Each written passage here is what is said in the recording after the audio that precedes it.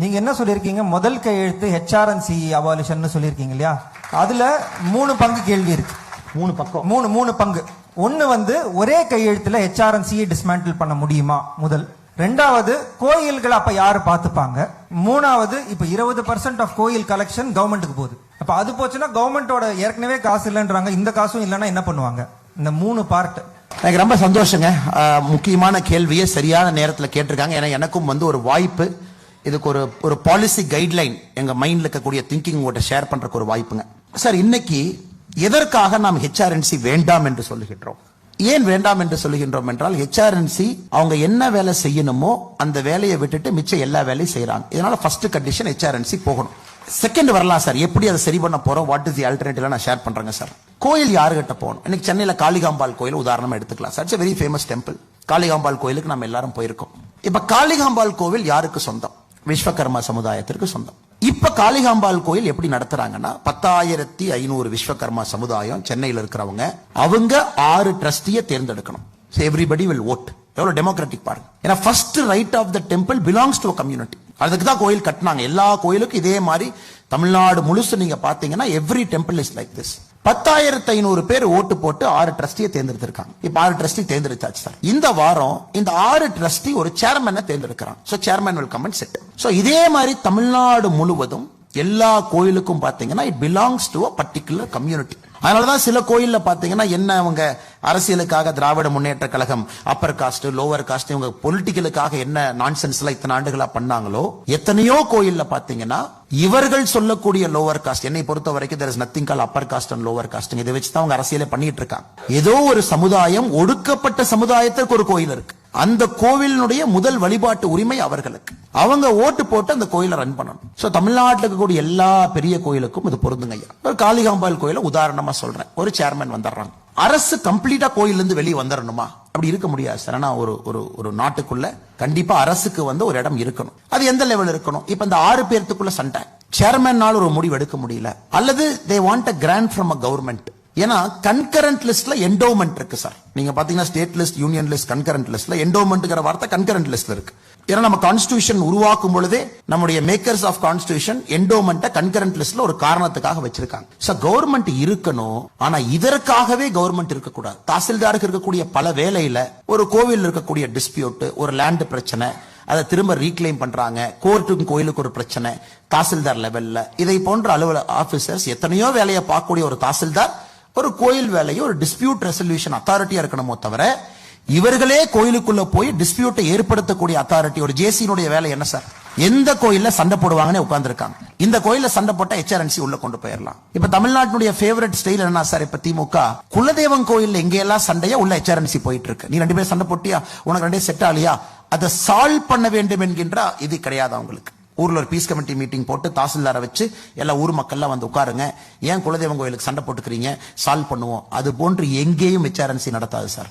சண்டையா ஒரு குரூப் நேரா HRNC போய் பெட்டிஷன் போடுறாங்களா, HRNC ஆக்ட்னுடைய செக்ஷன் இன்வோக் பண்ணி நேரா போய் அந்த கோயிலை கண்ட்ரோல் எடுத்து ஃபிட் ஆபீசர் போட்டுருவாங்க சார். இது வந்து நாங்க ஏதோ மேம்போக்கா அப்படியே பேசல சார். நிறைய ஸ்டடி பண்ணி யோசிச்சு பிராக்டிக்கலான ஒரு சொல்யூஷன் இருக்கிறனால தான் ஸ்ரீரங்கத்துல நம்முடைய பாத யாத்திரை 100வது தொகுதியில் நாங்க சொன்னோம் HRNC நம்ம எடுத்துருவோம். So temples have to go back to the community to sustain itself. இல்ல டெம்பிள் சஸ்டைன் ஆகாதுங்க சார். இன்னைக்கு கோயிலை பொறுத்தவரை 12%, 6%, 18% மட்டும்தான் உங்களுடைய உண்டியல் பணத்தை எடுக்க முடியும். Administrative cost 12%, auditing cost 6%, 18%. ஆனா இன்னைக்கு நீங்க பாத்தீங்கன்னா ஒரு HRNC அதிகாரியினுடைய டீ செலவுக்கு அவங்க போடுற சென்னையில போடுற மீட்டிங் செலவை ஏதோ ஒரு HRNC கோயில் கணக்கு காட்டியிருப்பான். இனோவா கார் எங்கேயோ ஒரு இடத்துல வாங்கியிருப்பாங்க. இன்னைக்கு திருச்செந்தூர் டெம்பிள்ல 5000க்கு மேற்பட்ட பசுக்கள் தானமாக கொடுக்கப்பட்டது ஆடிட்டிங்ல இல்ல. That is missing. பழனியில போன வாரம் பழனி அபிஷியலா பஞ்சாமிர்தம் டெம்பிள் விற்கக்கூடிய கடையில ஊசி போன பஞ்சாமிரத்தை வித்துக்கிட்டு இருந்தாங்க just lost week. So Tamil Nadu முழுவதும் பாத்தீங்கன்னா தி செகண்ட் காஸ் ஒன், உன் வேலையை நீ சரியா செய்யல, அதனால நீ வெளியே போயிடணும். இது option number 1, cost number 1. Cost number 2, உன் வேலையை நீ தப்பா பண்ற, இன்எஃபிஷியன்ட்டா பண்ற. நீ உள்ள போய் ஒரு 6 கால பூஜைக்கான எண்ணெய் எங்கிருந்து வாங்குற, திரி எங்கிருந்து வாங்குற, எங்க போய் வாங்கின, இதுக்காக நீ நோட்டு போட்டு எடுக்கிறியோ தவிர உண்மையாலும் அந்த கோவில் ஒரு சனாதன தர்மத்தினுடைய அடிப்படையில் அந்த கோவில் என்ன வேலை நடந்திருக்கணுமோ அதற்கு HRNC ஒரு காஸ்ட் அண்ட் எய்டு அது பண்ணாம இருக்கு சார். இப்ப 3வது, இப்ப எல்லா கோவிலையும் HRNC எடுத்துட்டோம், doesn't mean கவர்மெண்ட்டுக்கு அங்க கண்ட்ரோல் இல்லைன்னு அர்த்தம் இல்ல sir. Government still has got a control at the tahsildar level. The government still has got control at a collector level. ஏன்னா அந்த ப்ராப்பர்ட்டிஸ் எல்லாமே ஒரு செகுலர் லேண்ட்ல ஒரு மண்ணில் இருக்கு. அவங்களுக்கு கண்ட்ரோல் எங்க? when there is a dispute, when there is a court procedure, when there is a land issue, when there is a land procedure. எல்லா இடத்துலயும் இருக்கிற மாதிரி. ஏன் தமிழ்நாட்டுல மட்டும் HRNC எடுக்கணும்? கர்நாடகால HRNC இருக்கு. ஏன் அண்ணாமலை என்ன கர்நாடகாவை பத்தி பேசல சார்? கர்நாடகா HRNC வந்து ஒரு ஹிந்து ஃபேத்தை ஒழிக்கணும் நாங்க இல்ல சார். பட் இங்க இருக்கக்கூடிய HRNC மட்டும்தான் ஒரு ஃபேத்தை ஒழிக்கணும்னு இருக்கு. நீங்க HRNC ஆக்ட் வரும் பொழுது யாராச்சும் டைம் இருக்கிறவங்க தமிழ்நாடு அசம்பிளில கம்யூனிஸ்டுக்கும் அப்ப காங்கிரஸுக்கும் நடந்த டிபேட்டை நீங்க பார்க்கணும். ரொம்ப பியூட்டிஃபுல்லா இருக்கும். 1950s HRNC ஆக்ட் வந்த பொழுது இதை கம்யூனிஸ்ட் எதிர்த்தாங்க. கம்யூனிஸ்ட் அப்போஸ் பண்ணாங்க. ஆஃப் ஆல் பீப்புள் தமிழ்நாட்டுக்கு HRNC ஆக்ட் வரக்கூடாது. then they promised இல்ல HRNC will only aid and regulate. ஏற்கனவே கோயில் இருக்கக்கூடிய என்னென்ன சம்பிரதாயங்கள் இருக்கோ நாங்க எய்டு பண்ணி ரெகுலேட் பண்றதுக்கு மட்டும்தான் இருக்கோ தவிர நாங்க எக்ஸ்ட்ரா எந்த வேலையும் செய்ய மாட்டோம்னு கன்வின்ஸ் பண்ணி தான் HRNC ஆக்ட் தமிழக சட்டமன்றத்தில் பாஸ் ஆச்சு. ஃப்ரீயா இருக்கிறவங்க அந்த டிபேட் நீங்க படிச்சு பார்க்கலாம். ஆனா இன்னைக்கு யாராச்சும் சொல்ல முடியுமா HRNC தமிழ்நாட்டில் இருக்கிறதே டு எய்ட் அண்ட் ரெகுலேட் சொல்ல முடியுமா சார்? இல்லை இல்லை. வன்மம் அவங்களுக்கு இருக்கு. ஒரு கோயிலுக்குள்ள எப்படி போகணும்னு யோசிக்கிறாங்க. குறிப்பாக சிதம்பரம் தீட்சிதார் இஷ்யூ எல்லாம் பாத்தீங்கன்னா சுப்ரீம் கோர்ட்டினுடைய கண்டிஷன்ஸை பல இடத்துல தொடர்ந்து வயலேட் பண்ணிட்டே இருக்காங்க. அது ஒரு வன்மத்தோடு செயல்பட்டு கொண்டிருக்கின்றார். அதனால்தான் கோவில்கள் கம்யூனிட்டியை நோக்கி போகணும், டெமோக்ராட்டிக் ப்ராசஸ் இருக்கணும். அல்லது கம்யூனிட்டிக்கு இல்லாம அந்த ஊருக்கு சொந்தம். இன்னைக்கு நீங்க திருத்தணி போங்க சார். திருத்தணியில அந்த உள்ளூர் மக்கள் முருகப்பெருமான கிட்ட வரைக்கும் போய் வழிபடுறதுக்கு காலங்காலமாக அவர்களுக்கு அனுமதி. ஆனா இன்னைக்கு திருத்தணியில உள்ளூர் மக்கள் போய் முருகப்பெருமான போய் பார்க்கணும்னா 200 ரூபாய் பணம் வாங்கிட்டு அந்த ஸ்பெஷலுக்குள்ள போய் நிக்கணும். யாத்திரையின் போது அவங்க எல்லாம் கம்ப்ளைண்ட் பண்ணாங்க, சார் எங்க ஊர் கோயில் ஃபர்ஸ்ட் ரைட் எங்களுக்கு, நாங்க ஏன் 200 ரூபாய் பணம் வாங்கிட்டு ஏன் போனோம்? Sir the fundamental concept of temple itself is defeated. temple first right belongs to that locality. அந்த ஊர் மக்களுக்கு தான் முதல் ரைட். நாமெல்லாம் டூரிஸ்ட். நான் கரூர்ல இருந்து கிளம்பி கோயம்புத்தூர்ல இருந்து கிளம்பி திருத்தணி போறேன்னா சார், நான் யாராக இருந்தாலும் my right is secondary to the people of Tiruttani. திருத்தணில யாராக இருக்கட்டும், எந்த கம்யூனிட்டி வேணாலும் இருக்கட்டும், எப்படிப்பட்ட மக்களாக இருக்கட்டும், ஃபர்ஸ்ட் ரைட் அவங்களுக்கு. இதை உடைப்பதற்கு எந்த HRNCக்கு அனுமதி இல்ல சார். இது மூன்றாவது பெரிய பிரச்சனை. ஏன்னா அந்த மண்ணினுடைய தன்மை. நான்காவது பிரச்சனை, இன்னைக்கு எல்லா கோயில் எப்படி இருக்கு சார்? டெம்பிள் இவ்வளவு பணம் வருது, அதான் நீங்க என்டோமென்ட் டிபார்ட்மெண்ட் டெபாசிட்ல வச்சிருக்கீங்க 300 கோடி 340 கோடி காலங்காலமா வச்சிருக்கீங்க. டெம்பிள சுத்தி எப்படி இருக்கு சார்? the sewage very bad. டெம்பிளுக்கு வர்ற பக்தாதிகளுக்கு absolutely zero facility. Stray bulls எல்லா இடத்துலயும் இருக்கும், ஸ்மெல் எல்லா இடத்துலயும் இருக்கும், சுத்தி இருக்கக்கூடிய ரோடு பாட் ஹோல்ஸா இருக்கும். கடவுள் என்ன சார் பாவம் பண்ணாரு? கடவுள் பேர்ல காசு வாங்கி அதை என்டோமென்ட் டிபார்ட்மெண்ட் ஏதோ ஒரு இடத்துல பேங்க்ல டெபாசிட் பண்ணி அந்த கோவிலை சுத்தி கூட அடிப்படை வசதி செய்ய முடியவில்லை என்றால் எதற்கு அந்த பணம்? அதனால திரும்ப உள்ளூர்காரங்களுக்கும் கம்யூனிட்டிக்கு இது போகும் பொழுது use a certain percentage of money for the development of that region. திருத்தணியிலிருந்து வரக்கூடிய பணத்தினுடைய ஒரு சதவீதம் திருத்தணியினுடைய வளர்ச்சிக்கு செல்ல வேண்டும். மக்கள் ரோட்ல அத்தனை பேர் திருத்தணிக்கு வருவாங்க, give them better roads. Tiruttani லாட்ஜ்ல தள்ளுவாங்க, give them better lodges. அவங்களுக்கு ஃப்ரீ ட்ரிங்கிங் வாட்டர் ஃபெசிலிட்டி. அந்த ஊருக்கு டெவலப் பண்ணிட்டு a certain percentage you contribute to the state coffer.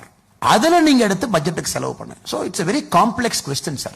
ஆனா இது ஒரு இந்த மாதிரி ஒரு லைன்ல போகணும் அப்படிங்கிறது எங்களுடைய ஆசை. இந்த மாதிரி லைன்ல போகணும், கம்யூனிட்டி ஓரியன்டா போகணும், அந்த ஊர் ஓரியன்டா போகணும், ஊருக்கு ஃபர்ஸ்ட் ரைட் இருக்கணும், ஊருடைய டெவலப்மெண்ட்டுக்கு a certain percentage of money should go, then it should come to the overall kitty. So அதனால் எங்களுடைய ஐடியாவை பொறுத்த வரைக்கும் முழுமையாக இது செயல்படுத்தக்கூடிய ஐடியா என்று நாங்கள் நம்புகின்றோம். அதனால தான் உங்க முன்னாடி வச்சிருக்கிறோங்க. நமக்கு இன்னும் 2 வருஷம் இருக்கு டிபேட் அண்ட் டிஸ்கஸ் பண்றதுக்கு. இப்ப எதிர்க்கட்சிகள் இல்ல, அண்ணாமலை அவர்கள் சொல்வது போய், பாரதிய ஜனதா கட்சி சொல்வது போய், இந்த பாயிண்ட் எல்லாம் இன்ஃபீசிபிள், அது எப்படி கம்யூனிட்டி கொடுக்க முடியும், அது எப்படி ஊருக்கு கொடுக்க முடியும், நாங்க சென்ட்ரலைஸ்டா சென்னையில இருந்து தான் ரன் பண்ணுவோம், நாங்க கோயிலே பார்த்திருக்க மாட்டோம் ஆனாலும் சென்னையில இருந்து ஜேசி ரன் பண்ணுவாரு அப்படிங்கிற ஆர்குமெண்ட் உங்க முன்னாடி வைக்கட்டும் சார். இட்ஸ் டெமோக்ராட்டிக் வே. ஒரு சட்டத்தை டெமோக்ரஸில கொண்டு வந்தீங்க, அதே சட்டத்தை ரிப்பீல் பண்றதுக்கு டெமோக்ரஸில நம்ம ஆப்ஷன் வச்சிருக்கோம். So come 2026 people decide which way they want to go. அதனால எனக்கு பெரிய நம்பிக்கை இருக்கு சார், எங்களுக்கு நம்பிக்கை இருக்கு.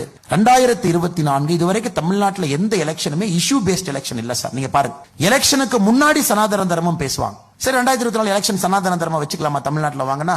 இல்ல அது எலெக்ஷன் முடிஞ்சுதான் பேசுவோம். இது எப்படின்னா அந்த வடிவேல் சொல்ற மாதிரி செவ்வாய்க்கிழமை முட்டை அன்னை அடிக்க மாட்டேன், வியாழக்கிழமை சண்டைக்கு வர மாட்டேன், வெள்ளிக்கிழமை கூச்சல் போட மாட்டேன், சனிக்கிழமை கத்த மாட்டேன், அப்ப எந்த கிழமையா நீ சண்டைக்கு வருவேன்? சோ தமிழ்நாட்டுல பர்னிங் இஷ்யூஸ் எதுவுமே பப்ளிக்ட்ட வைக்கல சார். நீட் வேண்டுமா வேண்டாமா வைக்கவில்லை, சனாதன தர்மம் எப்படி வைக்கவில்லை, HRNC ஆக்ட் எடுக்கணுமா எடுக்கக்கூடாதா வைக்கல. சோ தமிழ்நாட்டினுடைய எலெக்ஷன்ஸ் எல்லாம் பாத்தீங்கன்னா இவரு வேண்டாம் இவரு வேணும் அப்படிங்கறத நடக்குது. So 2026 பொறுத்த வரைக்கும் sir we are very clear, we want it to be an issue based election. Let people decide. எனக்கு இது வேணும் இது வேண்டாம். எல்லா கட்சிகளும் தங்கள் நிலைப்பாட்டை தெளிவா சொல்லட்டும். அதன் பிறகு யார் மக்களுக்கு ஆதரவு கொடுத்து ஆட்சி கொண்டு வருகின்றார்களோ அந்த கட்சி தான் சொன்ன நிலைப்பாட்டை செய்யட்டும் sir. Not freebies, not money, not splurging cash, but on issues, issue பேஸ்டா தமிழ்நாடு போக வேண்டிய கட்டாயம் இருப்பதாக நாங்கள் கருதுகின்றோம்.